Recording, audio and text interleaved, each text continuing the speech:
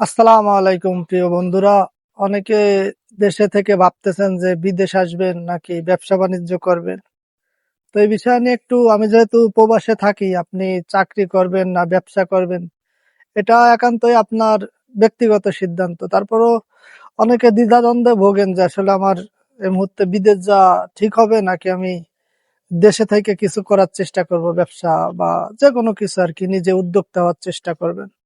তো এই বিষয়ে একটু বিস্তারিত আপনাদের সাথে শেয়ার করব। আমি যেহেতু বিদেশে থাকি, এই প্রবাসে আসলে সুবিধা অসুবিধাগুলো আমি আপনাদের মাঝে তুলে ধরবো, এবং আপনার বাংলাদেশের যে ব্যবসার ও সুবিধা অসুবিধা এগুলো আপনাদের মাঝে আমার যতটুকু নলেজ আছে সেটা মাধ্যমে তুলে ধরার চেষ্টা করব। তো পুরো ভিডিওটা জুড়ে আমার সঙ্গে থাকুন। আশা করি এই বিদেশের যে সুবিধা অসুবিধাগুলো জানতে পারবেন, এবং আপনার আসলে কোনটা আপনার জন্য নিরাপদ হবে সে বিষয়ে আপনি একটা সুন্দর ধারণা পাবেন। তো এই বিদেশে যদি সুবিধার কথা বলি, আপনি প্রথমে বিদেশে যদি আপনি আসেন তাহলে আপনি হয়তো দ্রুত সচ্ছল হবেন। কারণ পৃথিবীর সব দেশেই, উন্নত দেশ, মিডল ইস্ট বলেন, ইউরোপ আমেরিকা বলেন, সব দেশেরই কিন্তু টাকার মান অনেক বেশি। আপনি যদি আমি যেহেতু সৌদি আরব থাকি, আপনি যদি সৌদি আরবেও আসেন, 1 টাকা সমান বাংলাদেশের প্রায় 33 টাকা। তো আপনি মানে অনেক দ্রুতই যদি এই জায়গায় কাজ বাজ পান, চাকরি বাকরি করেন, হয়তো 2 3 4 বছরের মধ্যে আপনার কাছে হয়তো নগদ কিছু টাকা হয়ে যাবে। বা আপনি যদি জলদি একটু পরিবারকে সচ্ছলতার মুখ দেখাতে চান, সেই ক্ষেত্রে আপনি বিদেশ আসতে পারেন।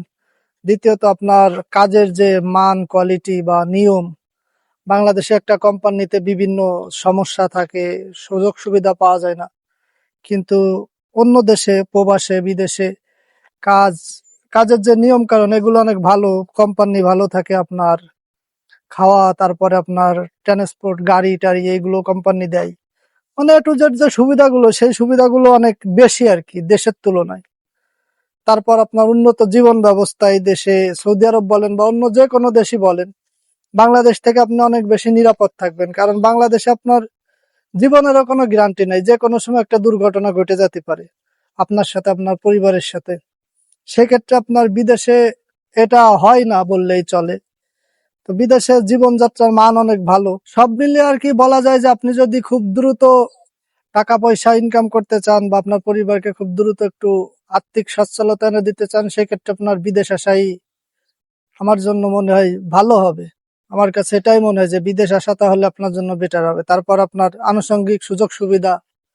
আর বিদেশের অসুবিধাগুলোর মধ্যে সবচেয়ে বড় অসুবিধা হচ্ছে আপনি একা, নিঃসঙ্গ, একাকী। কারণ এই দেশে আপনি সবকিছুই আপনার একা ফেস করতে হবে। আপনি সুবিধা থাকলেও সেটা একা, আপনার আনন্দের সময়, আপনার ঈদ হোক বা আপনার যে কোনো খুশির সময় আপনি কাউকে পাশে পাবেন না, আপনার পরিবার, বন্ধু বান্ধব কেউই নাই। পুরো প্রবাসটাই আপনার একাকিত্ব জীবন। আপনার ঈদ বলেন বা যে কোনো আনন্দ বলেন, বা আপনার যে যে কোনো আনন্দের ক্ষেত্রে আপনি একা। আবার দুঃখের ক্ষেত্রেও সেম।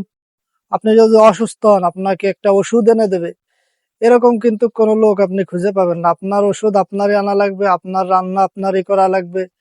আবার আপনার ওই অসুস্থ অবস্থায় কিন্তু আপনার কাজে যাইতে হবে। বিদেশে আপনি কাজ অ্যাবসেন্ট করতে পারবেন না। আপনি অসুস্থ হলে হয়তো, খুব অসুস্থ হলে 1 2 দিন, এর এর বেশি আপনি অ্যাবসেন্ট করলে হয়তো আপনার চাকরিটা চলে যাবে।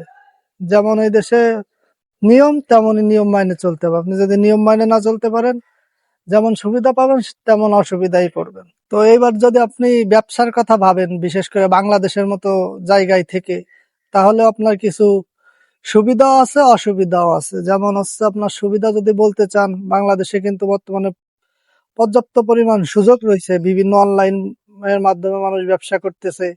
তারপর আপনার আইডিয়াটা যদি আপনি ঠিক মতো কাজে লাগাইতে পারেন, এই জায়গায় যদি আপনি বাংলাদেশে যদি 2 4 5 বছর সময় দিতে পারেন একটা যে কোনো আইডিয়ার উপর, আপনি ই কমার্স সাইট বলেন বা সিজনাল ফল ফ্রুট বিক্রি করেন বা পোশাক, যে সেক্টরে আপনি নামেন, আপনার মাথায় যদি ভালো আইডিয়া থাকে এবং সেই আইডিয়া অনুযায়ী যদি আপনি কাজ করে যেতে পারেন, লাভের আশা বাদ দিয়ে, হয়তো 2 4 বছর আপনার খুব স্ট্রাগলের মধ্যে যেতে হবে, খুব পরিশ্রম, বিনা পয়সায় কাজ করতে হবে।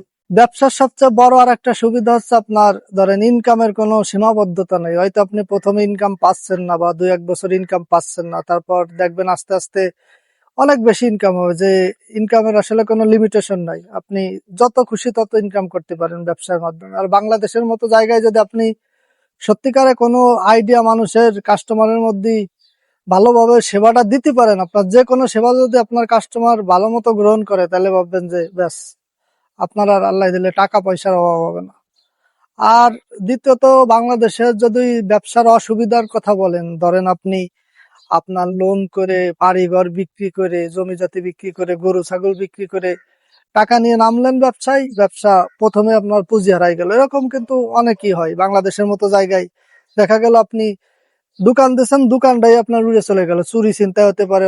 বাংলাদেশে বিভিন্ন রাজনৈতিক হট্টগোলের ভিতর আপনার এরকম দোকানপাট বহুত পুড়ে যায়, জ্বলে যায়, ভাঙ্গে চুরে আলাই। তো এটা একটা বড় অসুবিধা বাংলাদেশে ব্যবসার ক্ষেত্রে। রাজনৈতিক মিছিল মিটিং এর কারণে, হরতাল অবরোধ, এগুলোর কারণে ব্যবসার ক্ষতি হতে পারে। তারপর আপনি যে চিন্তা নিয়ে ব্যবসাটা শুরু করতে চাচ্ছেন, এই চিন্তা যদি আপনি কাস্টমারের মধ্যে সঠিকভাবে না পৌঁছাতে পারেন, বা আপনি যা করতে চাচ্ছেন এটা যদি না হয় ঠিক মতো, আপনার কাস্টমার বা আপনার যারা প্রোডাক্ট কিনবে এরা যদি ঠিক মতো আপনারা গ্রহণ না করে, তাহলে কিন্তু ভাই আপনার সব এই যে ঋণের টাকা, জমি জাতি বিক্রি করা, আপনার যে গরু ছাগল বিক্রি করা, এই সব টাকা কিন্তু সব নিমিষেই চলে যাবে, এবং আপনি চোখের পলকেই কিন্তু নিঃস্ব হয়ে যেতে পারেন।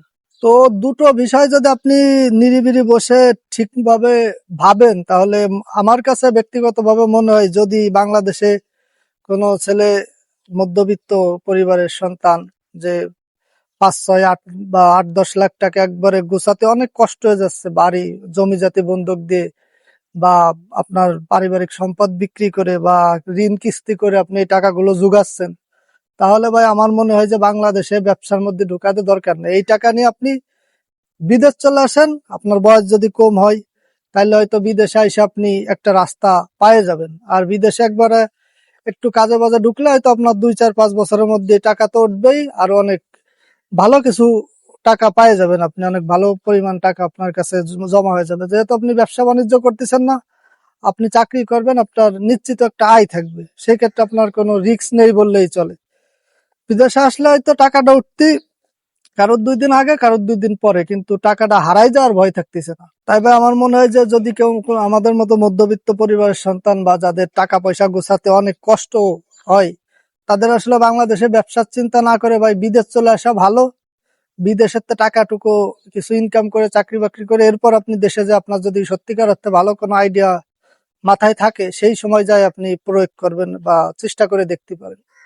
আর যারা একটু ভালো পরিবারের ছেলে পেলে বা টাকা পয়সা আছে, 10 লাখ 20 লাখ টাকা যে কোনো সময় আপনি ম্যানেজ করতে পারতেছেন, আপনি চাচ্ছেন যে আপনি ইউরোপ যাবেন বা ভালো কোনো কান্ট্রিতে যাবেন, তো সেই ক্ষেত্রে আমার মনে হয় যে সেটা না করে যদি আপনি দেশে, যেহেতু আপনার পর্যাপ্ত পরিমাণ অর্থ আছে, আপনি চেষ্টা করতে পারেন ওই ইউরোপ আমেরিকা না গিয়ে দেশে হয়তো আপনার কোনো আইডিয়া ছোট করে শুরু করতে পারেন।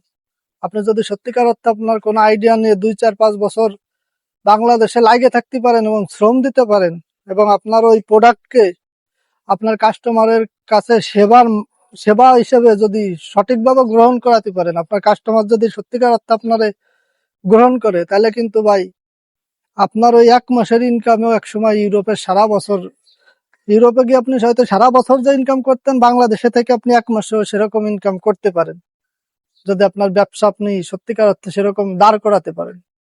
তো সব হিসেবে আমার কাছে মনে হয় যে ভাই, যারা মূলত গরিব পরিবারের সন্তান বা নিম্নবিত্ত বা নিম্ন মধ্যবিত্ত, এদের আসলে ওরকম টাকা পয়সা সব জায়গাতে ঋণ কিস্তি করে আইনে বাড়ি ঘর বিক্রি করে ব্যবসার ভিতর বাংলাদেশে না ঢোকাই ভালো, বিদেশ চলে আসা ভালো। আর একটা হচ্ছে, যাদের টাকা পয়সা আছে, 10-15 লাখ টাকা হয়তো লোকসান হইলো বা ক্ষয় গেল বা নষ্ট হইলেও কোনো কিছু হবে না, এরকম ফ্যামিলির, তাদের আসলে উচিত ইউরোপ আমেরিকা না গিয়ে বাংলাদেশ থেকে হয়তো কোনো উদ্যোগ গ্রহণ করা, কোনো ব্যবসা প্রতিষ্ঠান বা কোনো কিছু নিয়ে একটু চিন্তা ভাবনা করা, এবং তার পিছনে সময় দিয়ে আপনারা ব্যবসার লাইনে ঢুকতে পারেন, যাদের টাকা পয়সা আছে আর কি। আর যাদের টাকা পয়সা নেই, তাদের উচিত হবে না যে বাংলাদেশে থাইকে অযথাই ঝামেলার মধ্যে যাওয়া, তার চেয়ে বিদেশ চলে আসাই ভালো।